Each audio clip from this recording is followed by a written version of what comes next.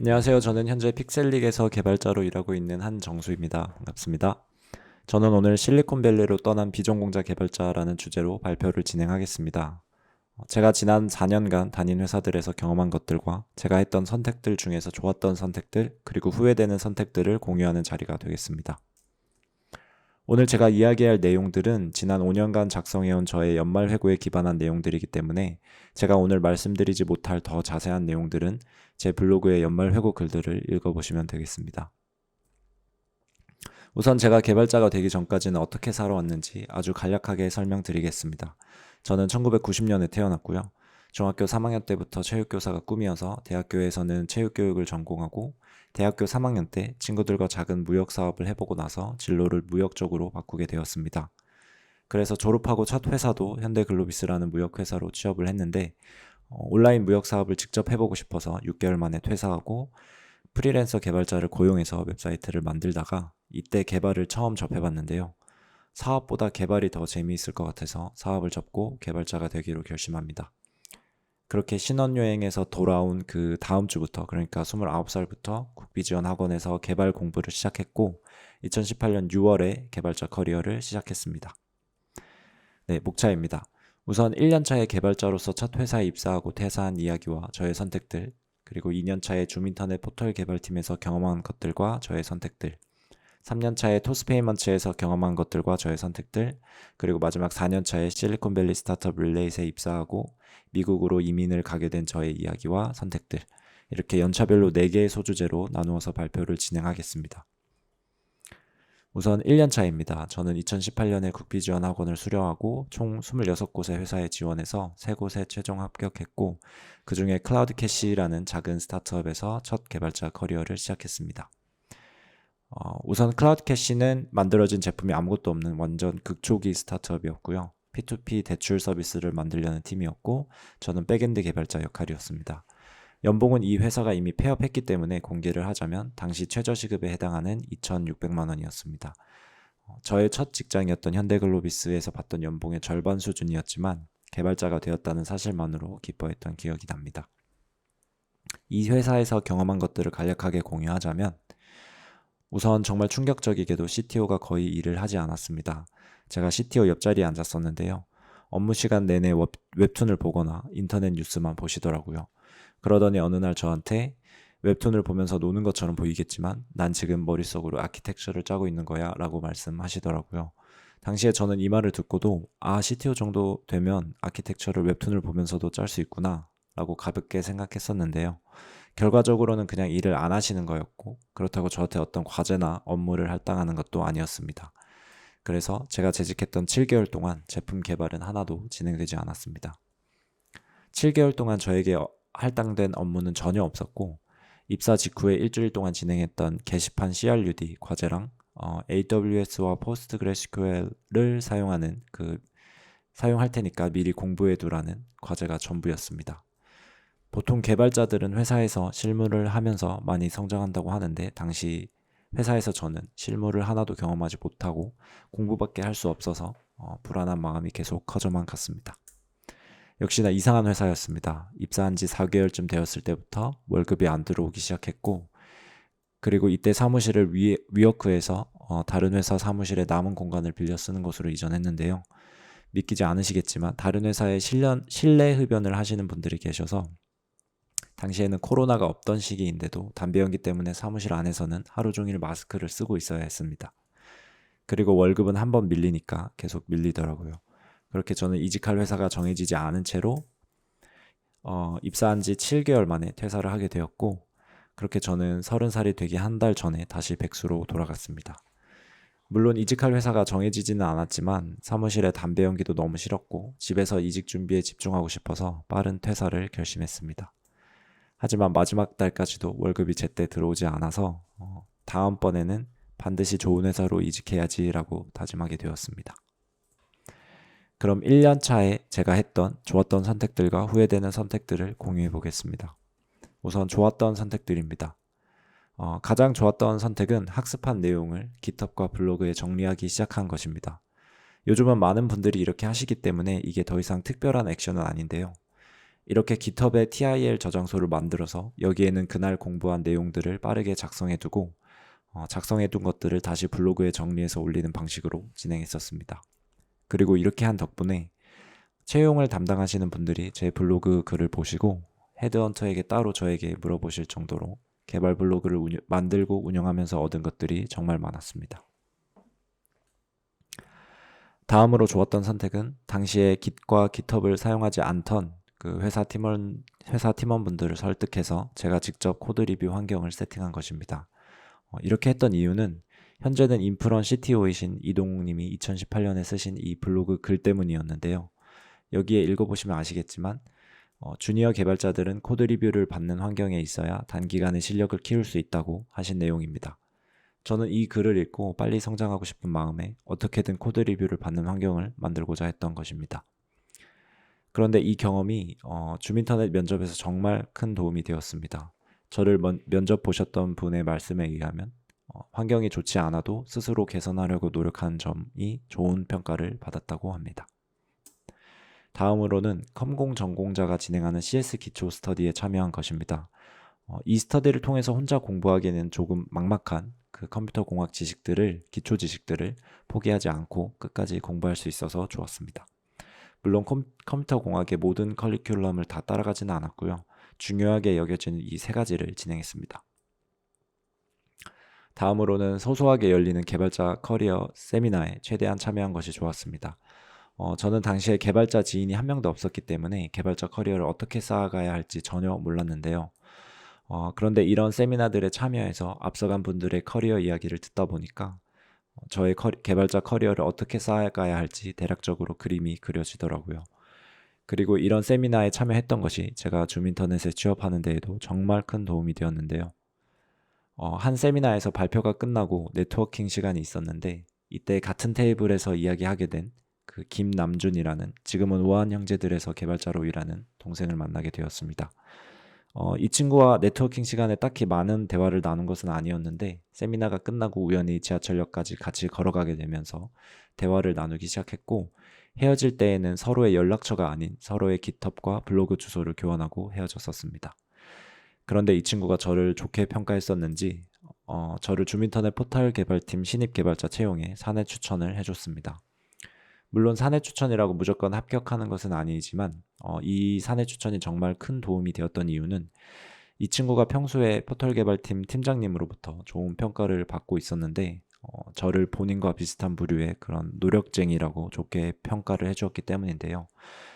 이에 더불어서 앞서 말씀드린 제가 했던 좋았던 선택들, 그러니까 공부한 내용을 GitHub과 블로그에 정리하고 코드 리뷰 환경을 앞장서서 세팅하고 컴퓨터 사이언스 기초 스터디에 참여하고 개발자 커리어 세미나에 참여했던 이 모든 것들이 결국에는 다 연결돼서 면접을 잘 볼 수 있었고 덕분에 당시 제 실력에 비해 과분했던 줌인터넷 포털 개발팀에 합격할 수 있었습니다.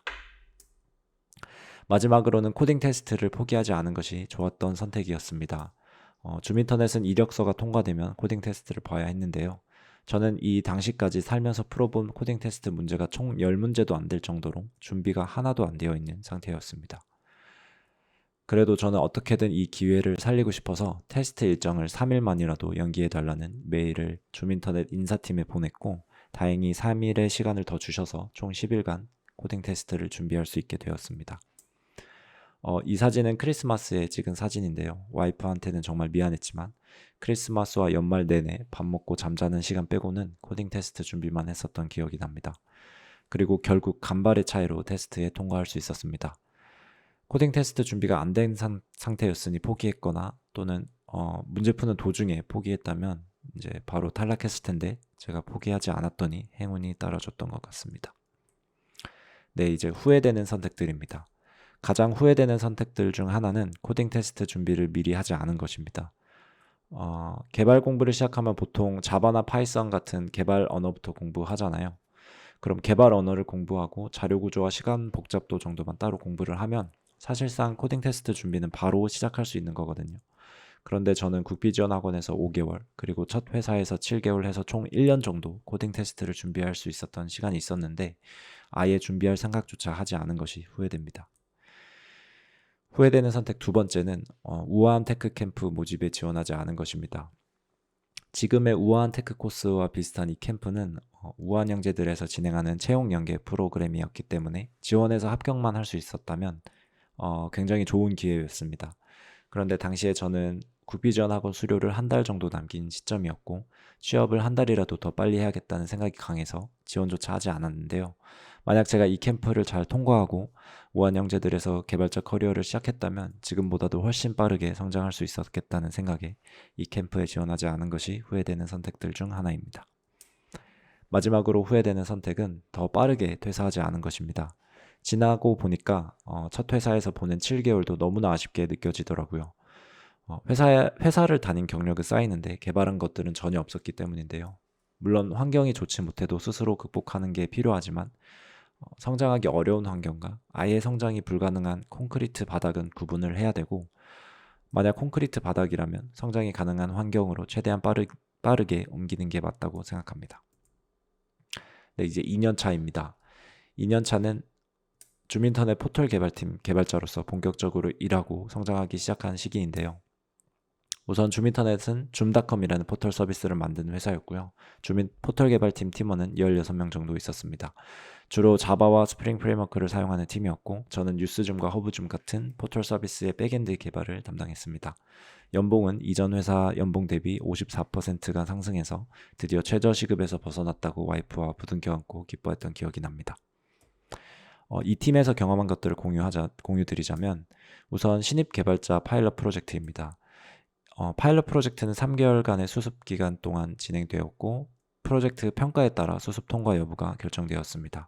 그리고 당시 팀에서 사용하던 기술 스택들을 활용해서 프로젝트의 설계부터 개발, 배포까지 스스로 해야 했고 팀원들에게 질문은 할 수 있지만 과도한 질문은 제한되었기 때문에 직접 문제 해결책을 찾는 능력을 키울 수 있는 과정이었습니다.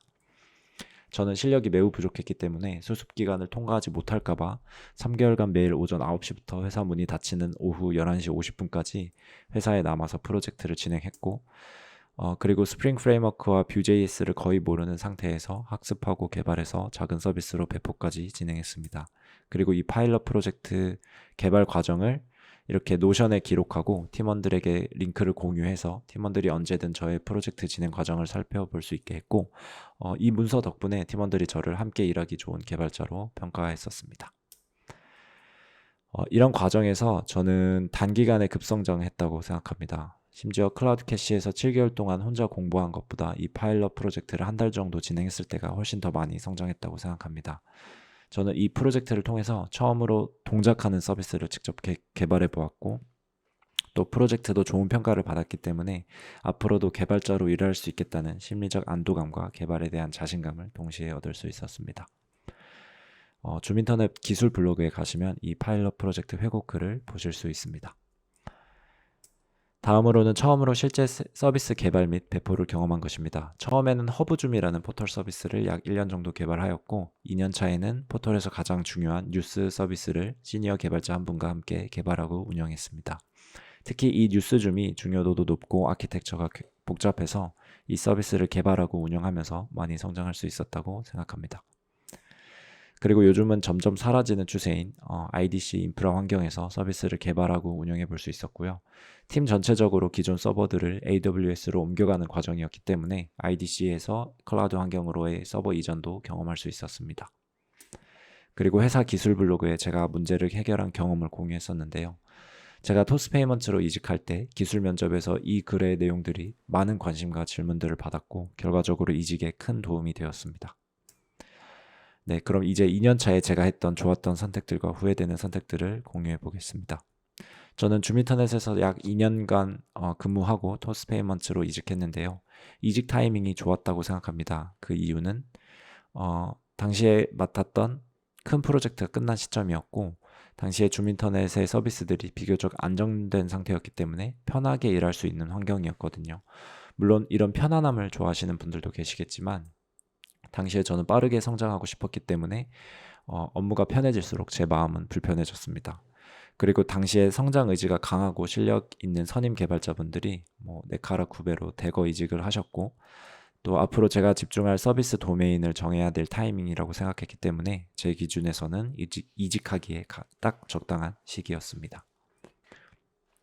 그리고 이렇게 서비스 도메인을 정하고 이직한 것이 좋은 선택이었다고 생각합니다. 왜냐하면 줌인터넷 같은 포털 서비스는 백엔드 개발자로서 성장하기 좋은 도메인은 아니라고 생각했거든요. 물론 이거는 개인차가 있겠습니다. 그래서 어떤 도메인을 선택할지 고민을 많이 했고 또 저보다 앞서간 분들의 의견도 많이 물어봤었는데 저는 결제 분야가 백엔드 개발자로서 성장하기에 가장 적합하다는 판단을 내렸습니다. 왜냐하면 결제는 돈과 직결되는 분야라서 백엔드 개발자가 책임지는 트랜잭션 처리나 안정성이 무엇보다 중요한 분야이기 때문입니다. 그리고 결제 도메인으로 이직을 한다면 크게 두 가지 회사로 나뉠 수 있을 텐데요. 서비스 자체가 결제 도메인인 회사와 결제 도메인은 아니지만 결제 파트나 팀이 따로 있는 회사로 나뉠 수 있습니다. 저는 결제 파트에 배정받지 못할 리스크를 제거하기 위해서 아예 서비스 자체가 결제 도메인인 회사로의 이직을 준비하기 시작했습니다. 그 중에서 가장 가고 싶었던 두 회사는 토스페이먼츠와 네이버 페이를 개발하는 네이버 파이낸셜이었는데요. 네이버 파이낸셜에서 거의 한 달 먼저 네이버 파이낸셜에 제가 거의 한 달 먼저 지원했었는데 토스페이먼츠의 최종 합격 소식이 네이버 파이낸셜의 코딩 테스트 합격 소식보다 빨리 나왔고 또 토스페이먼츠의 기술 면접 경험이 너무 좋았기 때문에 저는 토스페이먼츠로 이직을 결정하고 네이버 파이낸셜은 기술 면접 불참을 선언했었습니다. 물론 이직할 때는 원하는 수준의 최대한 많은 회사에 지원하고 합격한 회사들 중에 골라서 가는 것이 최선일 수 있지만 같은 도메인의 회사들에만 지원했을 때 장점이 있습니다. 우선 경력기술서에 강조할 부분이 같기 때문에 경력기술서를 하나로 통일할 수 있고 기술 면접 준비를 하나의 도메인 안에서 더 깊게 준비할 수 있습니다. 그리고 기술 면접 질문이 비슷하게 나오기 때문에 기술 면접 통과 확률이 점점 높아진다는 장점이 있습니다. 이렇게 저는 결제 도메인에 집중해서 기술 면접을 준비했기 때문에 제가 가진 역량에 비해 좋은 회사였던 토스페이먼츠에 합격할 수 있었다고 생각합니다. 다음으로 출퇴근길 개발 읽기라는 카톡 단톡방 3개와 페이스북 페이지 그리고 고퀄리티 개발 컨텐츠 모음이라는 GitHub 저장소를 만들고 운영한 것이 좋은 선택이었는데요. 이런 것들을 만들고 운영한다는 건 사실 굉장히 귀찮은 일이지만 이런 것들을 운영하기 위해서 제가 매일 지하철로 출퇴근하는 길에 개발 블로그 글들을 읽었던 것이 제가 개발 지식의 범위를 넓히는 데 굉장히 큰 도움이 되었습니다. 다음으로는 동기들과 개발 스터디를 진행한 것이 좋았는데요. 같은 팀에서 일하는 동기들은 회사에서 하게 되는 경험도 비슷한데 막상 스터디를 해보면 어떤 기술을 공부했을 때 이해하는 깊이나 범위가 서로 조금씩 다르더라고요. 이렇게 저보다 개발을 잘하는 동기들과 스터디를 하면서 더 열심히 공부해야겠다는 자극을 많이 받을 수 있어서 좋았습니다. 당시에 이 두 친구는 각각 카카오페이와 우한 형제들로 이직에 성공했었습니다. 다음으로는 넥스트 스텝이라는 팀에서 운영하는 TDD 클린 코드 위드 자바라는 오프라인 강의를 수강한 것입니다. 저는 5기에 수강했었는데요. 현재는 16기까지 진행되었을 정도로 인기가 많은 강의입니다. 이 강의를 수강한 5주간 저의 코딩 실력이 정말 확 늘었다고 생각하고 같이 수강했던 친구도 중소기업에서 개발자로 일하다가 이 강의를 수강한 이후에 카카오로 이직에 성공했을 정도로 제출해야 되는 과제들이 좀 어렵고 힘들지만 그만큼 얻어가는 것이 많은 강의였습니다. 마지막으로 매년 내 나이만큼 책 읽기 프로젝트를 시작한 것입니다. 제가 개발자가 된 이후에는 개발과 관련된 책들만 보기 시작하면서 개발자가 아닌 친구들을 만나면 저의 시야가 점점 좁아졌다는 느낌이 들었는데요. 다양한 분야의 책을 읽는 것이 도움이 될 것 같아서 매년 내 나이만큼 책 읽기라는 프로젝트를 시작했습니다. 물론 읽은 책의 개수가 중요한 것은 아니지만 이렇게 공개적으로 목표를 정해두면 목표를 달성하기 위해서 유튜브 쇼츠를 볼 시간에 책을 잡게 되긴 하더라고요. 올해는 아직 벌써 7월 달인데 아직 9권밖에 읽지 못해서 더 분발을 해야 되는 상황입니다. 네, 이제 2년 차에 했던 후회되는 선택들입니다. 우선 회사 업무와 개인 공부를 철저하게 분리했던 것이 후회됩니다. 개발자에게 가장 좋은 성장 재료는 회사에서 개발하는 프로젝트일 텐데요. 당시에 저는 줌인터넷 서비스들이 이미 안정되었다는 이유로 회사 업무는 기획자의 요구사항 처리와 장애 대응까지만 하고 끝냈습니다. 그런데 제가 회사 업무와 개인 공부를 분리하는 대신에 회사에서 담당했던 프로젝트의 코드 품질을 지속적으로 개선시키는 노력을 했다면 회사에서도 더 인정받고 개인적으로도 더 빠르게 성장할 수 있었다고 생각합니다. 두 번째로는 회사의 레거시 코드들을 마주했을 때 불만을 가진 것이 후회됩니다. 사실 누구나 코드를 작성하는 그 순간 코드는 레거시가 됩니다. 그리고 레거시 코드들을 작성할 당시에는 그게 최선의 선택이었을 수도 있습니다. 때문에 레거시 코드에 불만을 갖기보다 조금이라도 더 개선하려고 노력하는 게 필요했습니다. 왜냐하면 이직할 때 기술 면접에 들어가면 의외로 레거시 코드 개선 경험이 가장 많은 질문들을 받고 가장 좋은 평가를 받더라고요. 그리고 개발자 업무의 절반 이상은 새로운 코드를 작성하는 일보다 기존 코드를 개선하는 일들이었습니다. 때문에 이렇게 이왕 할 거 더 적극적으로 더 즐거운 마음으로 해나간다면 분명 개발자 커리어에 도움이 될 중요한 경험이라고 생각합니다. 네, 이제 3년 차입니다. 저는 2021년 2월부터 토스페이먼트로 출근했습니다. 제가 원했던 회사, 원했던 도메인, 원했던 역할이라 너무 좋았는데요. 저는 결제 시스템들을 개발하는 코어 플랫폼 팀 소속이었고 당시에 팀원은 약 20명 정도 있었습니다. 기술 스택은 코틀린과 스프링을 주로 활용하는 팀이어서 코틀린을 새로 공부했어야 했고요. 저는 기존의 가상계좌 결제 서비스를 혼자 마이그레이션 하는 역할을 담당했었습니다. 연봉은 줌인터넷에서 받던 연봉보다 52% 정도 오르게 되었습니다. 네, 다음으로 토스페이먼트에서 경험한 것들입니다. 저는 기존의 가상계좌 결제 시스템을 완전 새로운 환경으로 이전하는 작업을 담당했었습니다. 그런데 기존의 가상계좌 결제 시스템을 보니까 제가 이전까지 본 레거시는 진정한 레거시가 아니었습니다. 토스페이먼트는 LG U+의 그 PG 사업을 인수하면서 만들어진 회사인데요. 때문에 가상계좌 결제 시스템에는 LG 데이콤 시절부터 존재하던 정말 2000년도 초반에 작성된 코드들도 존재했고 그 코드들이 20년간 수많은 개발자들의 손을 거쳐오면서 괴물 같은 레거시가 된 상태였습니다. 그런데 당시에 저희 팀의 개발자가 부족했기 때문에 저 혼자서 이 가상계좌 결제 시스템을 코틀린과 스프링부트 기반의 마이크로 서비스로 마이그레이션하고 배포하게 되었습니다. 다음으로 토스페이먼트 CTO님의 C난 그 코드 리뷰를 경험했었는데요. 아무래도 제가 경력이 많지 않고 실력도 부족한데 가상계좌 결제라는 하나의 카테고리를 혼자서 개발하다 보니까 CTO님께서 제가 코드 리뷰를 요청드리면 바쁘신 와중에도 시간을 많이 내주셔서 회의실에서 저랑 1대1로 최소 1시간에서 2시간 정도, 많이 할 때는 한 4시간까지 쉬는 시간도 없이 코드 리뷰를 정말 빡세게 진행해 주셨거든요. 저는 이분의 코드 리뷰를 통해서 정말 어디 가서 돈을 주고도 경험하기 힘든 성장의 기회를 많이 얻었다고 생각하고 항상 감사한 마음을 가지고 있습니다. 네, 다음으로는 토스페이먼트 코어 플랫폼 팀에 정말 실력이 뛰어난 개발자분들이 많으셨습니다. 그래서 처음에는 팀원들에게 배울 점이 너무나 많은 환경에 온 것이 정말 기뻤지만 점점 가면 증후군에 빠지게 되면서 내가 이 팀에 속해도 되나? 내가 개발자를 계속 하는 게 맞나? 나는 저분들처럼 개발에 올인할 자신이 없는데 라는 생각들 때문에 한동안 개발자를 그만둘 고민을 진지하게 하기도 했습니다.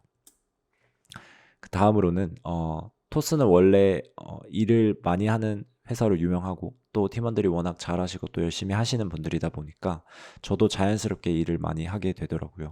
그래서 오전 11시쯤 출근해서 새벽 12시에서 3시 사이에 퇴근하는 일상이 반복되었습니다.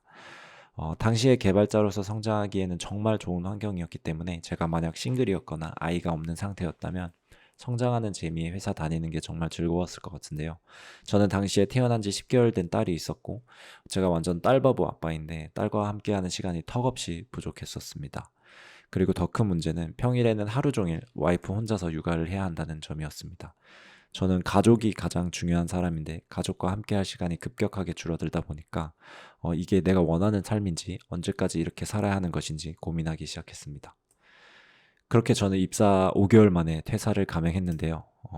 제가 퇴사한 이유를 우선순위대로 나열하자면 우선 딸과 함께하는 시간이 절대적으로 더 필요한 상황이었고요.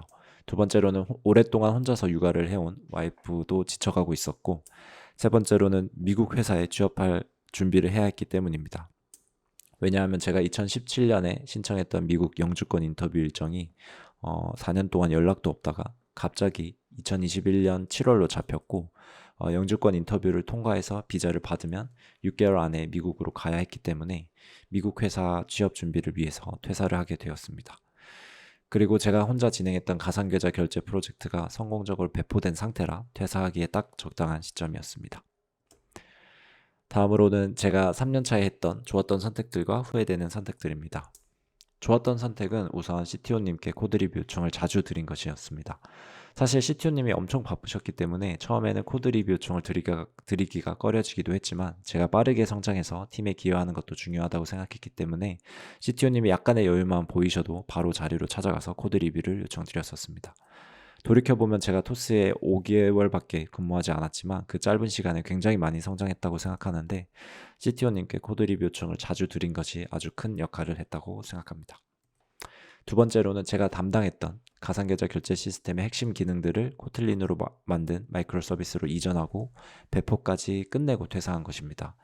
사실 당시에 딸아이와 보내는 시간을 하루라도 빨리 늘리고 싶어서 5개월보다도 더 빠르게 퇴사를 하고 싶었는데요. 마무리를 깔끔하게 하고 싶어서 배포까지 완료하고 퇴사를 했더니 퇴사할 때 제 마음도 편했고 저에게 해당 시스템을 인계받는 분도 큰 부담이 없었기 때문에 좋았던 선택이라고 생각합니다. 마지막으로 퇴사 이후에 약 4개월간 쉬는 시간을 가진 것이 좋았던 선택이었습니다.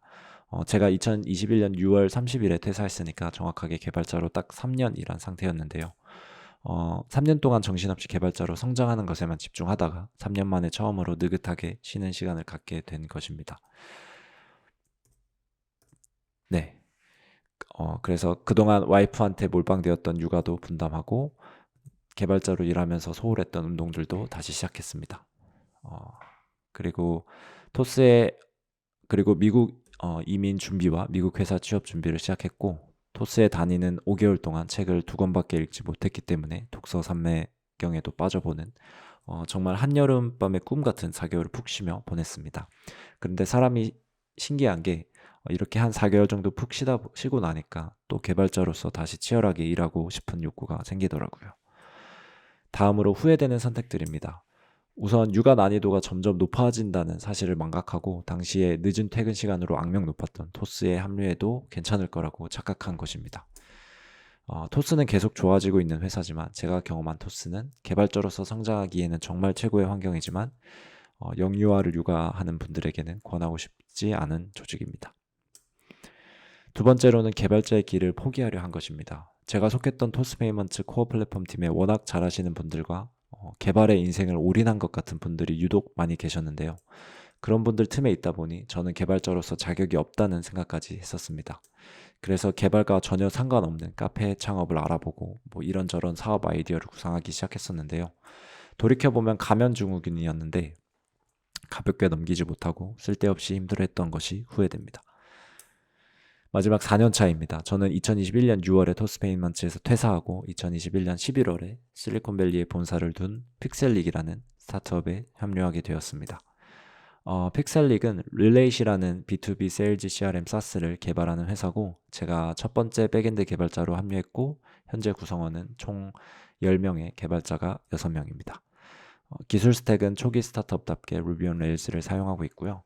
저는 백엔드 개발을 중점적으로 하고 있고 그리고 연봉은 토스에서 받던 연봉 대비 30% 상승했고 미국에 오기 전에 합류한 회사였기 때문에 이 연봉은 한국 기준이고 지금은 미국에 지내면서 미국 법인에 소속된 상태라 조금 다르게 받고 있습니다. 네, 그럼 픽셀릭에서 경험하고 있는 것들을 소개하겠습니다. 픽셀릭은 완전 원격 근무를 기본으로 하고 있고 팀원들 중 일부는 미국에 또 일부는 한국에 거주하고 있기 때문에 각자 원하는 장소와 원하는 시간에 일하는 문화가 잘 정착되어 있습니다. 일하는 시간도 9시부터 6시, 10시부터 7시 이런 식으로 정해져 있는 게 아니고 원하는 시간에 알아서 일을 합니다. 그리고 일하는 시간을 계산하지도 않습니다. 늦은 밤에 일이 잘 되는 사람은 늦은 밤이나 새벽에 해도 되고 오전에 일이 잘 되는 사람은 오전에 해도 되고 서로가 언제 일하는지 공유하지도 않는 완전 자유로운 방식입니다. 그리고 저는 육아 때문에 이렇게 집에서 일하고 있지만 팀원들은 여행 다니면서 일을 하기도 하고 카페에서 일하거나 원한다면 사무실에 출근하기도 하면서 자유롭게 일하고 있습니다. 그리고 픽셀릭에서는 비동기 커뮤니케이션을 기본으로 하고 있습니다. 팀원들이 미국과 한국에서 서로 다른 시간대에 일을 하고 있기 때문에 커뮤니케이션도 이에 맞춰서 비동기적으로 하고 있는데요. 비동기 커뮤니케이션을 한다는 것은 내가 일하는 시간에 팀원들에게 메시지를 보내고 팀원이 일하는 시간에 답변 받을 것을 기대하는 방식의 커뮤니케이션입니다. 때문에 보통의 회사에서는 재택근무를 할 때 팀원의 메시지에 답변을 빨리 안 하면 일을 안 하는 것처럼 보일까 봐 불안해하는 경우가 많은데요. 저희 팀은 그런 거 전혀 없이 내가 일하지 않을 때 받은 메시지는 내가 일하는 시간에 답변하면 됩니다. 그래서 개발자 입장에서는 사소한 커뮤니케이션 때문에 집중력이 빼앗기는 상황을 최소화할 수 있어서 더 적은 시간 동안 일하고도 더 많은 결과물을 만들어낼 수 있는 커뮤니케이션 방식이라고 생각합니다. 물론 급한 경우에는 슬랙 다이렉트 메시지나 허드를 통해서 실시간 대화를 진행하기도 합니다. 그런데 이렇게 커뮤니케이션을 비동기적으로 하면 일의 진행이 너무 느리지 않겠냐는 생각이 드실 텐데요. 저희 팀은 쉐입업이라는 제품 개발 프로세스를 따르고 있기 때문에 비동기적으로 커뮤니케이션을 진행해도 오히려 이전 회사들보다 개발 속도는 더 빠르다고 생각됩니다.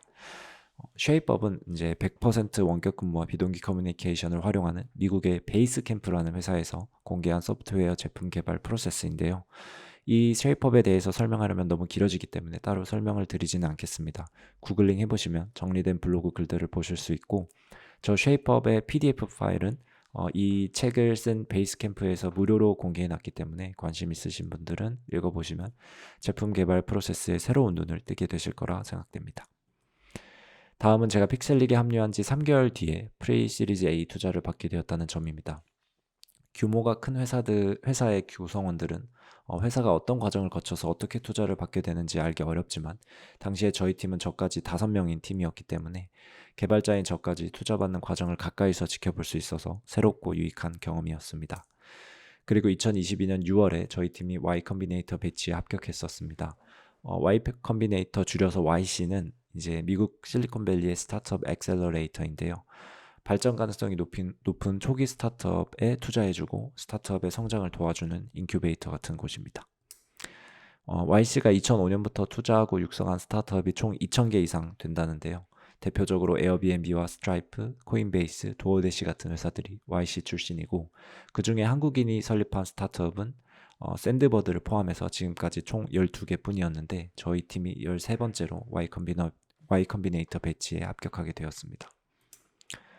저희 팀은 제품 피벗을 6번이나 했기 때문에 YC에도 6번 도전한 끝에 2022년 여름 배치에 합격하게 되었고요. 2022년 10월에는 저희 팀원들 전체가 실리콘밸리에 한 달간 머물면서 워크숍을 진행했었습니다. 마지막으로 초기 스타트업인 만큼 회사의 지분을 퍼센트 단위로 받는 경험을 했는데요. 때문에 회사가 잘 되면 내가 잘 되는 것이라는 이 연관관계가 아주 확실하게 매핑되어 있습니다. 게다가 스톡옵션이나 RSU보다도 직원 입장에서 더 유리한 조건을 가진 RSA로 주식을 받았고 저는 2023년 7월 현재까지 약 1년 8개월 정도 재직했기 때문에 저에게 할당된 주식의 약 40%가 이미 베스팅된 상황입니다. 네, 마지막으로 좋았던 선택과 후회되는 선택들 중에 좋았던 선택 첫 번째는 6번이나 피벗한 팀에 합류한 것입니다. 물론 초기 스타트업들은 피벗을 한두 번 하기는 하지만 저희 팀 공동 창업자 3명은 지난 3년간 피벗을 6번이나 했습니다. 때문에 아무리 큰 어려움을 맞이해도 쉽게 와야 되지 않는 단단한 팀일 거라는 생각에 픽셀릭에 합류하게 되었고 제가 1년 8개월째 함께 일을 하다 보니까 초기 스타트업의 그 불안한 모습은 찾아보기 힘들 정도로 굉장히 단단하고 유능한 팀이 되었다고 생각합니다. 네, 그리고 두 번째로는 낯선 기술 스택에 과감하게 도전한 것입니다. 저는 거대한 기계의 톱니바퀴 같은 개발자가 아니라 제품을 직접 만드는 메이커로서 일할 수 있는 팀에 합류하고 싶었고 그럴 수 있다면 지금까지 제가 해온 자바와 스프링 기반의 기술 스택이 아니더라도 도전해보겠다는 마인드였는데요. 그렇다고 자바와 스프링을 하루아침에 놓아버리기는 쉽지 않았습니다. 하지만 제가 지금까지 살면서 했던 가장 좋았던 선택들은 대부분 제가 손에 쥐고 있던 것들을 놓아버리는 선택들이었기 때문에 이번에도 과감하게 자바와 스프링을 놓아버리고 완전히 처음 접해보는 루비 언어와 루비 온 레일즈를 손에 쥐기 시작했습니다. 처음에는 루비 같은 스크립트 언어도 생소했고 루비 온 레일즈의 방식도 굉장히 낯설게 느껴졌는데요. 역시나 직접 해보니까 처음에만 좀 낯설었고 점점 레일즈로 개발하는 재미에 빠져들어서 이제는 자바보다도 루비와 루비 온 레일즈가 더 편한 상태가 되었습니다. 그렇게 루비 온 레일즈를 계속 사용하다 보니까 자바와 스프링의 방식이 무조건 옳다는 그 고정관념도 깨졌고 개발에 대한 시야도 조금은 넓어진 느낌입니다. 그리고 세 번째로는 입사 초반에 제가 개발하게 될 서비스의 아키텍처를 직접 그려보고 피드백을 받은 것이 좋았습니다. 사실 대부분의 회사들에서는 누군가 그려둔 시스템 아키텍처가 이미 있는 경우가 많은데요. 그럼에도 본인이 이해한 부분까지 직접 다이어그램을 그려보는 것을 추천하고 싶습니다. 왜냐하면 직접 그려보면 본인이 모르는 부분을 바로 파악할 수 있기 때문인데요. 저도 픽셀릭에 합류한 이후에 아키텍처를 직접 그려보고 피드백을 받았더니 코드만 읽었을 때보다 훨씬 빠르게 프로젝트를 파악할 수 있었습니다. 그리고 팀원들의 피드백을 받는 과정에서 자연스럽게 팀원들과 커뮤니케이션을 시작할 수 있어서 좋았습니다. 다음으로 후회되는 선택들입니다. 딱 한 가지가 있는데요. 제가 토스페이먼트를 퇴사하고 미국에서 일할 수 있는 회사를 찾던 2021년에는 아시겠지만 코로나 머니로 풀린 유동성 덕분에 전 세계적으로 개발자 채용 시장이 호황이었는데요. 저는 이직할 회사를 알아보기 시작한 지 얼마 안 되어 지인으로부터 픽셀릭을 소개받아 빠르게 합류하게 되었고, 픽셀릭은 한국에서도 이제 일할 수 있고 미국에서도 일할 수 있다는 장점은 있었지만 개발자 채용 호황기 때 미국 회사들도 더 알아보지 않은 것이 아쉽습니다. 그리고 미국에 와보니까 정말 한국에서는 듣도 보도 못한 좋은 회사들이 미국에는 정말 많더라고요. 한국에서는 좋은 회사를 뭐 네카라쿠베, 당토야 뭐 이런 식으로 어느 정도 셀 수 있었는데, 그리고 실제 한국에서 경력직으로 이직할 때는 이력서를 낼 만한 좋은 회사들이 많아야 10개 아니면 20개 정도였다면 미국에서는 정말 좋은 회사들이 최소한 수백 개는 되는 것 같습니다. 그런데 그런 기회들은 모두 버리고 구직을 시작한 초반에 저희 현재 회사에 바로 합류해 버린 것이 지금 와서 돌이켜보면 조금 아쉬운 선택이었던 것 같습니다. 그리고 한국에서 미국으로 진출한 그 회사들은 개발팀을 보통 한국에 두는 편이 많더라고요. 때문에 저희 회사도 그렇고, 때문에 저희 회사도 개발 팀원들이 모두 한국에 있기 때문에 영어로 대화할 일이 없어서 영어 실력 향상에 조금 불리한 측면이 있고, 또 한국에 있는 팀원들과 일을 하다 보니까 미국에서 일할 때 얻을 수 있는 그 미국 사람들과의 네트워크 쌓기에 조금 어려움을 가지고 있습니다.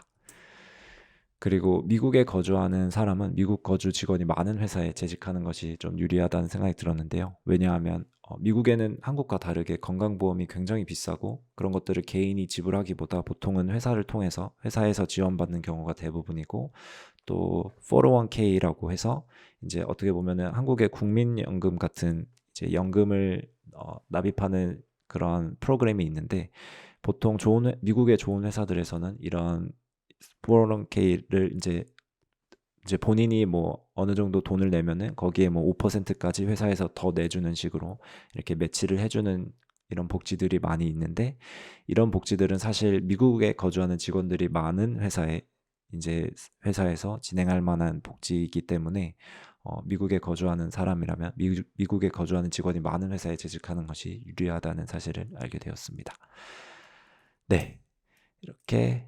그리고 마지막으로 또 미국에 이제 개발자들이 많은 팀에서 일을 하다 보면은 나중에 이직을 하게 될 때 이제 예전 동료들로부터 이제 이직을 하기 위한 그 레퍼럴을 받기 굉장히 수월한데, 한국에 개발팀이 있는 경우에는 그 개발팀의 개발자분들이 보통 한국의 다른 회사들로 이직을 하시기 때문에 미국 회사들의 레퍼럴을 받기가 어렵다는 사실이 있습니다. 네. 네, 여기까지고요. 저는 마지막으로 제가 전하고 싶은 메시지 하나는, 여러분이 아시는 그 아마존을 창업한 제프 베조스는 이제 후회를 최소화하는 선택을 우선시해서 당시에 억대 연봉을 받던 직업을 포기하고 아마존을 창업했다고 합니다. 저는 인생이나 개발자 커리어에 정답은 없다고 생각하는데, 근데 저의 경험상 어떤 선택의 갈림길에서 후회 최소화를 목표로 도전적인 방향을 선택하면 나중에 돌이켜 보았을 때 대부분 그 선택이 가장 좋은 선택이었습니다. 뭐 개인차가 있겠지만 저는 그랬었습니다. 네. 이렇게 긴 시간 발표 들어주셔서 감사합니다. 지금 여기는 새벽 4시가 다 됐기 때문에 제가 목소리가 좀 잠겨 있고 좀 말을 빠르게 했던 점 양해 부탁드리고, 혹시나 질문이 있으신 분들은 곧 진행될 라이브 Q&A 시간에 질문을 해주시면 되겠습니다. 네, 감사합니다.